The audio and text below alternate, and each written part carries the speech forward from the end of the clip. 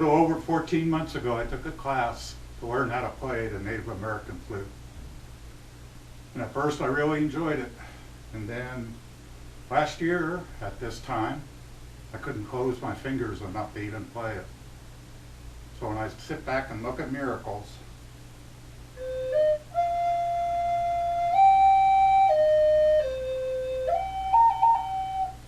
to just do that simple little chord is a miracle. It was a year ago this week, August 6th, that I went to the doctor for the first time because I couldn't close my fingers. They were swollen like balloons, and they hurt. I could put them in boiling water, and I could move my fingers then, but it didn't burn my hands.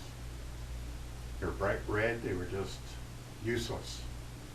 Where I work every day, I had to open jars, and I couldn't do it with my hands no more. I needed a channel lock pliers to undo the tops of the jars. And today, all my feelings back, all my strength's back. August 6th, I went to a doctor for the first time, not knowing what was going on. And in the back of my mind, it was the first time in almost 20 years that I went to a doctor. I was nervous that I had cancer. And they did a bunch of blood work, and within 48 hours, I found out it was my heart. At first, I was really happy and excited. It was only my heart. I didn't have cancer.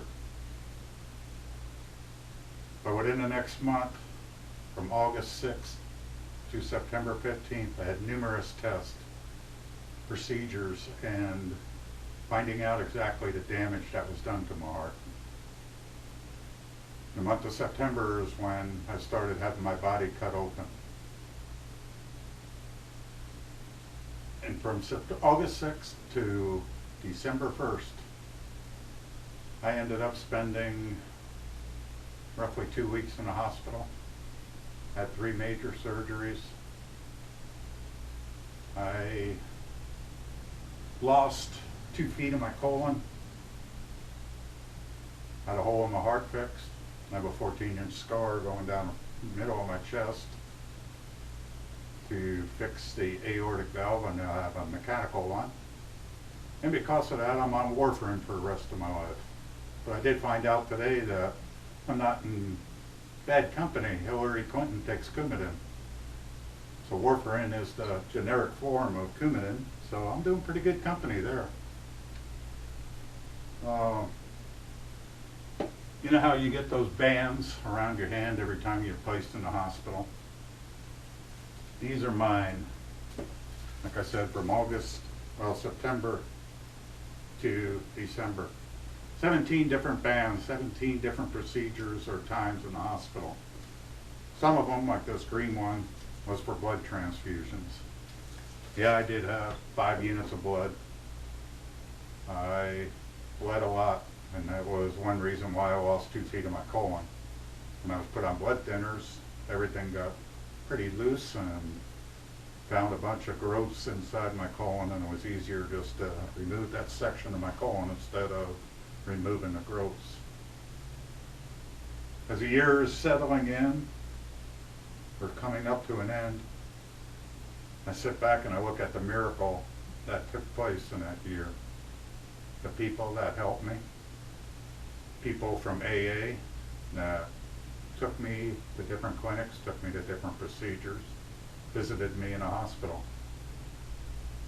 even brought me some meals. People that I work with that took me to procedures.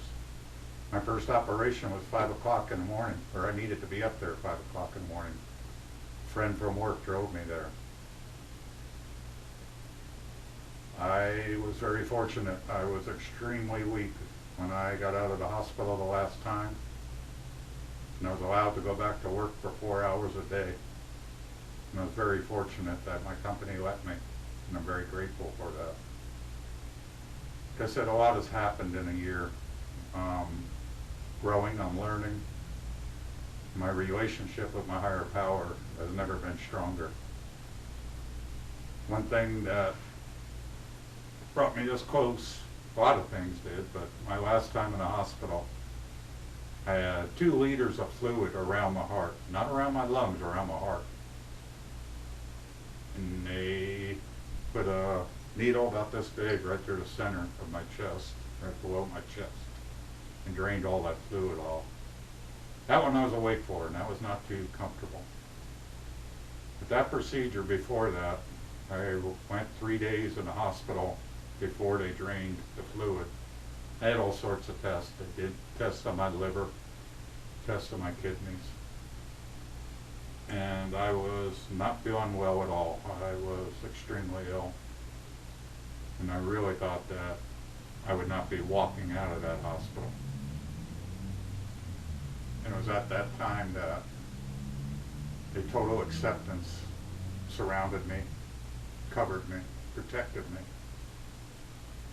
And it was then that I realized that even though I was there alone, physically alone, I was not lonely. I was not alone.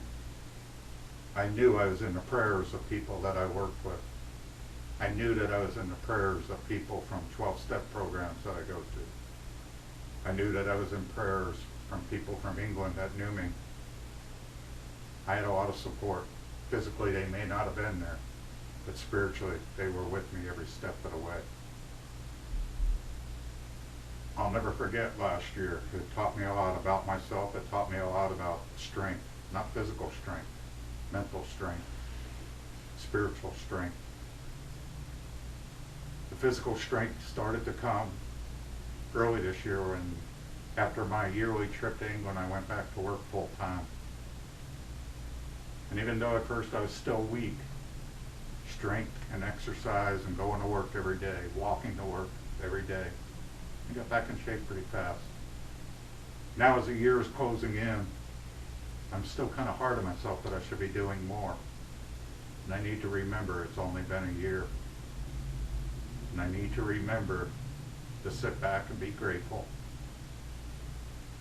that my higher power has taught me a lot in a year, brought me far in a year, and showed me what love and compassion and understanding can do for a human being. What's ahead for next year? I don't know.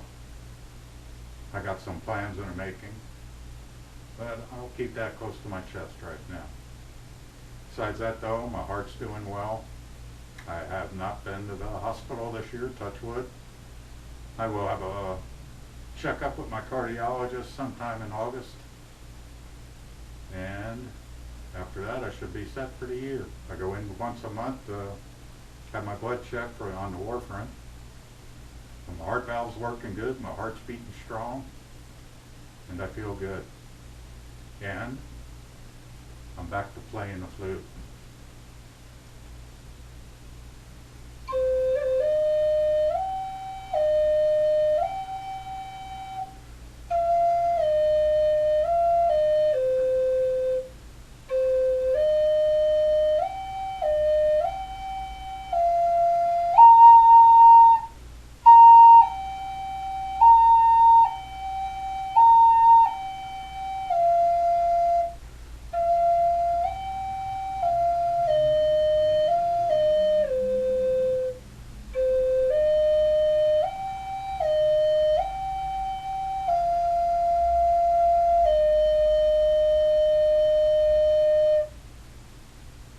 Hope everybody has a good month.